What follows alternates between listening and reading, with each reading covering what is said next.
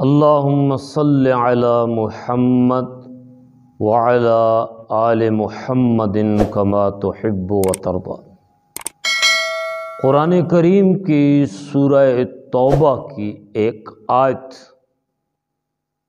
جس میں اللہ ارشاد فرماتے ہیں کہ اعوذ باللہ من الشیطان الرجیم انفروا خفافا وثقالا، نکلو اللہ کی راہ میں چاہے ہلکے ہو یا بوجھل ہو، جس حالت میں بھی تم ہو، جوان ہو یا بوڑھے ہو، جب اللہ تمہیں اس بات کا حکم دے کہ اللہ کے راستے میں نکلو تو پھر نکلو۔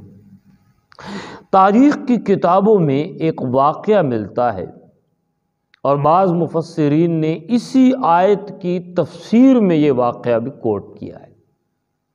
رحمت عالم صلی اللہ علیہ وسلم کے ایک جلیل القدر صحابی حضرت ابو طلحہ رضی اللہ تعالی عنہ، حضرت عثمان رضی اللہ تعالی عنہ جب خلیفہ بنے تو ان کے دور میں جہاد کا اعلان ہوا، تو ابو طلحہ رضی اللہ تعالی عنہ جن کی عمر 80 سے زیادہ ہو چکی تھی، آنکھوں کی بینائی، کانوں کی سنائی، زبان کی گویائی، تقریباً یہ جواب دے چکے تھے، ہاتھ کانپتے تھے، قدم چلنے کے قابل نہیں تھے، لیکن جہاد کا اعلان سنا تو ابو طلحہ رضی اللہ تعالی عنہ اپنی تلوار صاف کر رہے تھے۔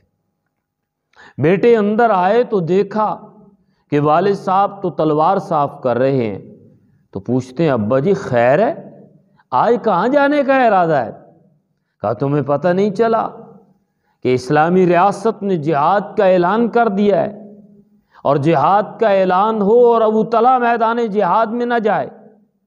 تو بیٹوں نے کہا ابا جان بات آپ کی ٹھیک ہے، لیکن آپ ذرا اپنی حالت پہ غور کیجیے، اپنی صحت پہ غور کیجیے۔ آپ صحیح دیکھ نہیں سکتے، سن نہیں سکتے، بول نہیں سکتے، چل نہیں سکتے، آپ کے ہاتھ تھراتے ہیں۔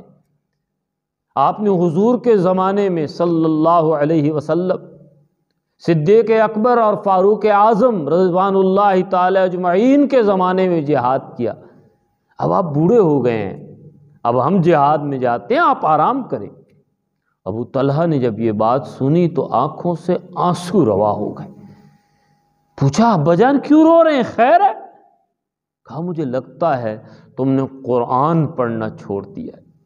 کہا قرآن تو ہم روزانہ پڑھتے ہیں۔ کہا اگر تم قرآن روزانہ پڑھتے تو تمہیں یاد ہوتا کہ اللہ کی کتاب کیا کہہ رہے ہیں، انفروا خفافا وثقالا، اللہ کی راہ میں نکلو، ہلکے ہو یا بوجھل ہو، جوان ہو یا بوڑھے ہو، بیمار ہو یا صحت مند ہو۔ اب اللہ نے کہا ہے نکلو تو میں نے نکلنا ہے، اور مجھے اس بات کا خوف ہے کہ اگر میں نہ نکلا تو ہو سکتا ہے کہ ماضی میں جتنے میں نے جہاد کیے وہ سارے کہیں ضائع نہ ہو جائے۔ چنانچہ تلوار لی اور اپنے بڑھاپے کے ساتھ میدان میں نکل کھڑے ہوئے۔